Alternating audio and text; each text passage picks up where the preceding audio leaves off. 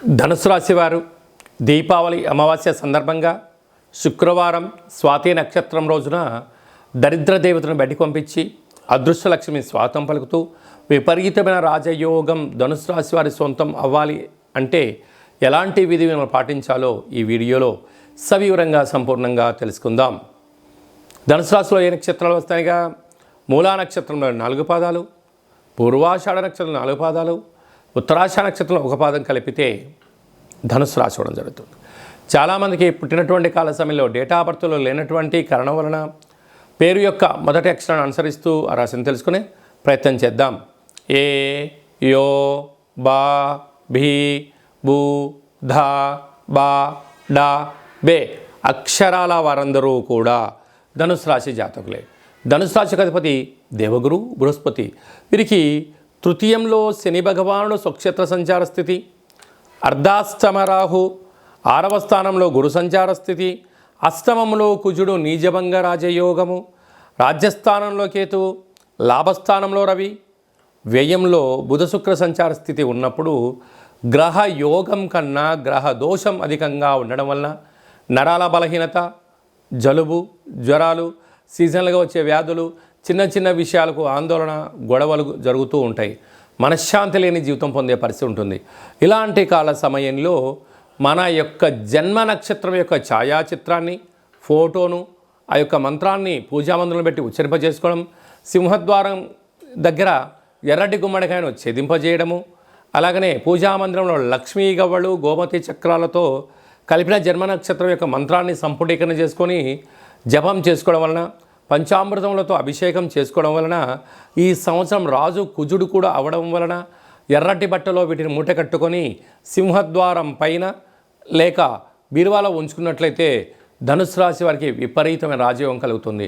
చాలామందికి డౌట్ రావచ్చు, మా యొక్క జన్మ నక్షత్రం ఛాయాచిత్రం ఏమిటి, మా జన్మ నక్షత్రం యొక్క మంత్రం ఏమిటి అనేది.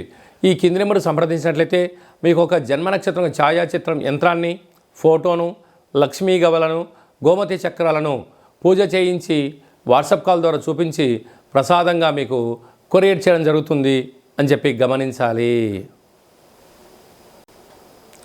మకర రాశి వారు దీపావళి అమావాస్య శుక్రవారం స్వాతి నక్షత్ర సందర్భంగా ఎలాంటి విధిని పాటించడం వలన ఒకవైపు ఏలనాటి శని చివరార్ధ సంచార స్థితిగా ఉన్నప్పుడు, గ్రహ పరిస్థితి అనుకూలంగా లేనప్పుడు లక్ష్మీ కటాక్షం కోసం ఎవరు ఎలాంటి విధులను పాటించాలో ఈ వీడియోలో సవివరంగా సంపూర్ణంగా తెలుసుకుందాం.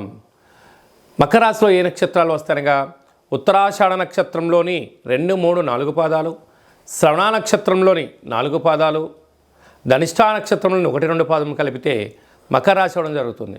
చాలామందికి పుట్టినటువంటి కాల సమయంలో డేటా బర్త్లు సక్రమంగా లేనటువంటి కారణం వలన పేరు యొక్క మొదటి అక్షరాన్ని అనుసరిస్తూ ఆ రాశిని తెలుసుకునే ప్రయత్నం చేద్దాం.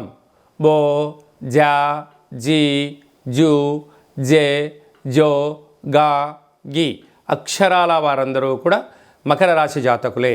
మకర రాశి యొక్క అధిపతి శని భగవానుడు.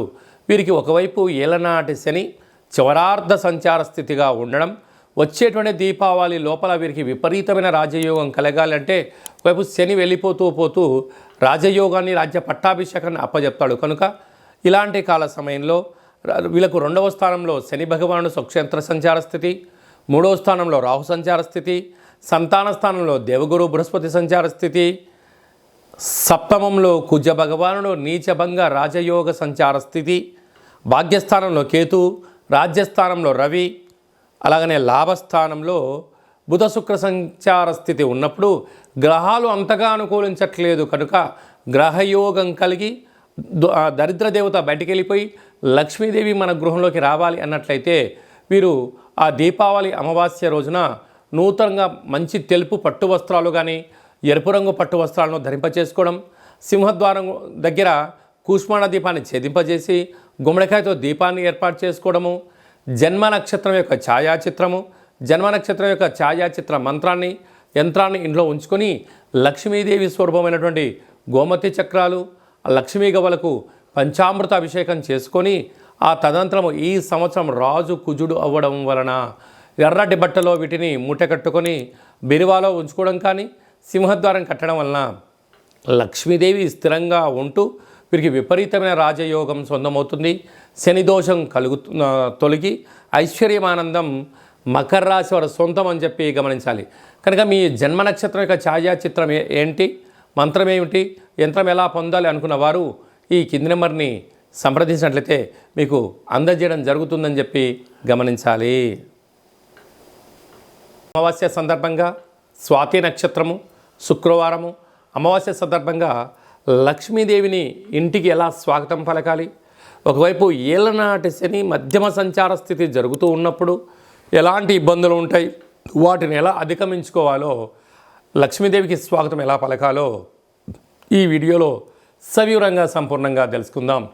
కుంభరాశిలో ఏ ఏ నక్షత్రాలు వస్తాయిగా, ధనిష్ఠా నక్షత్రంలోని 3వ పాదం, 4వ పాదం, శతభిష నక్షత్రంలో 4 పాదాలు, పూర్వాభాద్ర నక్షత్రంలోని 1, 2, 3 పాదంను కలిపితే కుంభరాశి అవ్వడం జరుగుతుంది.